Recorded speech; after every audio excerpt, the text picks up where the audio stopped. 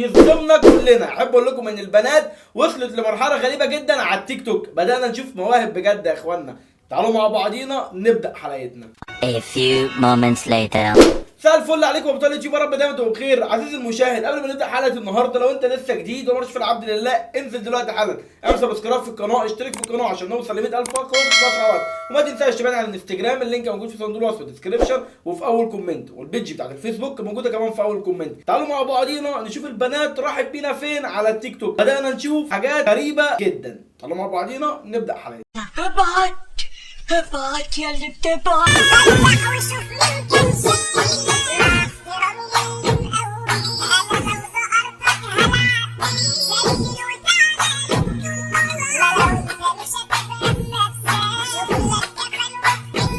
ايوه، انت عايزه تورينا ايه بالظبط؟ ما انت عماله تفتحي وتقفلي واحنا مش فاهمين لك حاجه. يعني ارسي على بر، يا تورينا يا تقفليها، يعني كده مش هينفع يا باشا. مش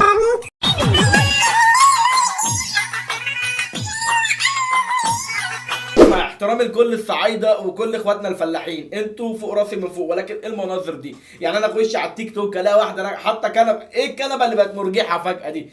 انتوا من انهي بلد يا اخوانا؟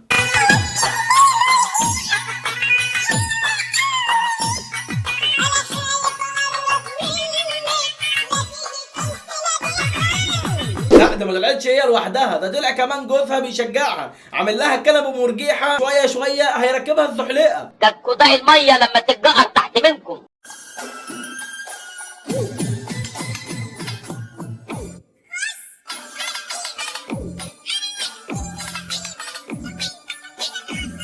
هو انا واحد من الناس بصراحه يعني نفسي اخش عشان اشوف هتجيبني ولا هتبقى ضيقه عليا. يا اخوانا، شابوه يا بنات.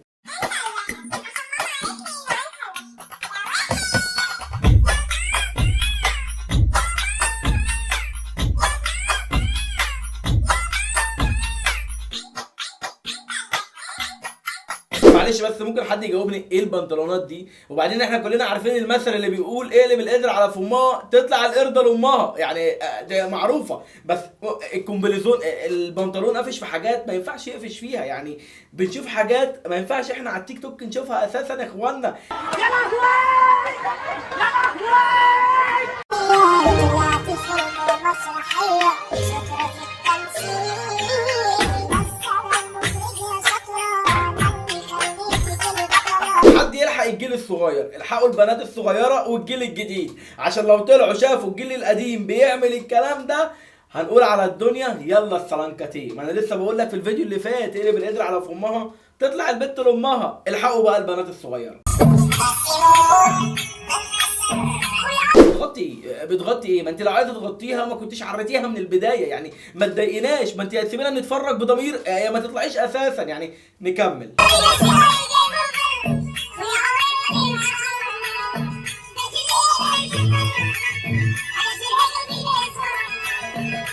اقطع دراعي من هنا، اقطع دراعي، احلق ده لو كان احلقه لو حد ركز في الاغنيه. احنا كلنا ركزنا في حاجات اهم من الاغنيه. ايوه، هم بيخشوا التيك توك يورونا واحنا نتفرج زي الهبل بصراحه يعني. بس برافو يا بنات، كملوا عشان نلاقي شغل نشتغل فيه. هو كل مرة هتيجي ايه؟ الو الحقني يا حمدي، كاوتش العربية دي ورا الطريق. وافتكرت اخوكي دلوقتي. ما كلمتيش جوزك ليه؟ ما انا كلمته ما بيردش. طب ما عندكش استد؟ كلمته برضه ما ردش. انا قصدي كاوتش يا حيوان.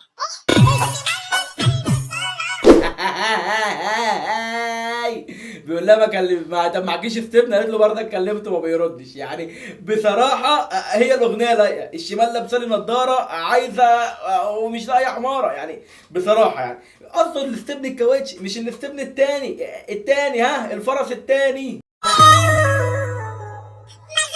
وشفت حبيب قلبي بيحلى وبقيت اتزوج للجو. خلاص قلبي انسان في الدنيا عشان وانا هو ايه موضوع الفيشن والبنات اللي بتقلع وتطلع تتصور دي؟ انا عايز افهم الموضوع ده. انت بتقبلي على نفسك تطلعي كده ازاي؟ ولو قبلتي هتلاقي حد يتجوزك؟ يعني هيبقى في راجل يجي يتقدم بعد كده ولا الموضوع منتهي بالنسبه لك؟ العيون في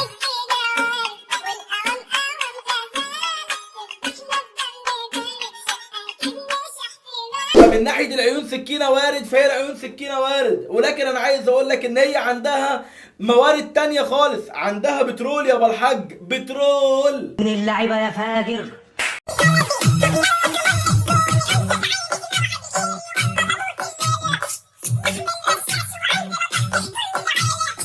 والله المفروض كلنا ننزل نطخطخ كل العيله بسبب اللي احنا بنشوفه على التيك توك، او حاجه من الاثنين. لو مش هنطخطخ العيله احنا نطخطخهم هم. ويقول لك ايه، طب دي بتختخ تختوخ، البنت عندها حاجات صاروخ معروفه دي. يا باولو يا باولو انفذ يا باولو. بقول لك ايه يا لسه، طب ليه تقول لي ده بس؟ ده انا بحبه. ايه ده، هي مش دي كانت اخته في الفيديو اللي فات؟ مش كانت اخته ودلوقتي بقى بيعكسها. نكمل. وتحبني ليه بقى ان شاء الله؟ عشان بحب السمك. وايه علاقة السمك بيا؟ شايفني بولتي؟ لا شايفك قرموطة.